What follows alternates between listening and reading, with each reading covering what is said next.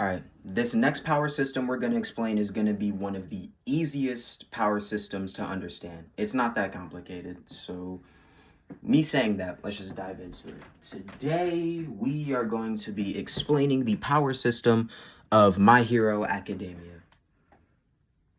Now, in My Hero, they have superpowers. Obviously, most animes have superpowers, but the superpowers in My Hero are called quirks. Nothing else to it.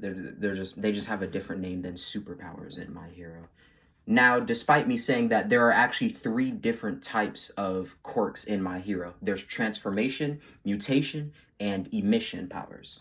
Transformation powers are exactly what they sound like. They allow the user to change like their outside like appearance and allow them to like manipulate their bodies in different ways.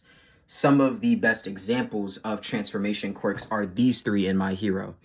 This is Kirishima. His quirk allows him to harden his body like a rock.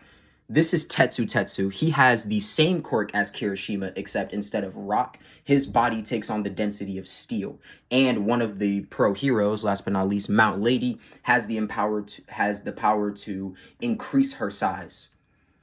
The second type of quirk, mutation, basically like think of like the mutants from X-Men. Like sometimes they'll have like outside like deformities or just like ways to differentiate them from humans.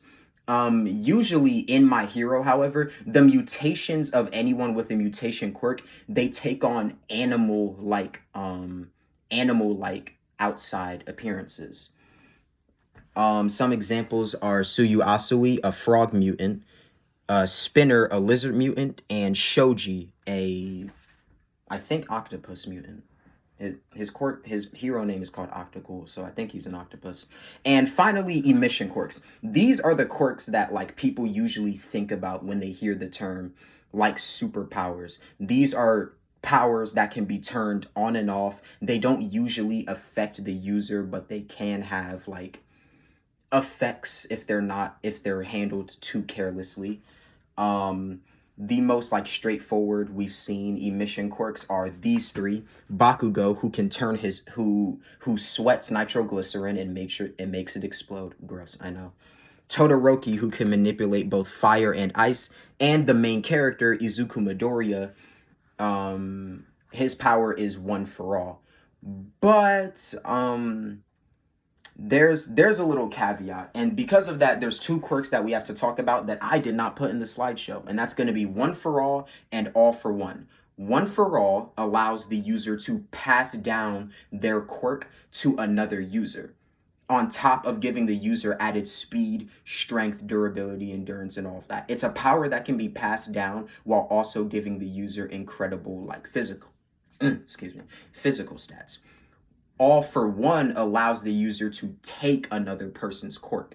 These two quirks are very special, and nobody except for like two people in the show have them. One for all belongs to the villain, One for All, and his apprentice, Tomura Shigaraki, and One for All used to belong to All Might and Deku, but spoiler alert, both of them end up losing the quirk, and it ends up gone forever because it died trying to take down Shigaraki. So that's My Hero Academia's power system.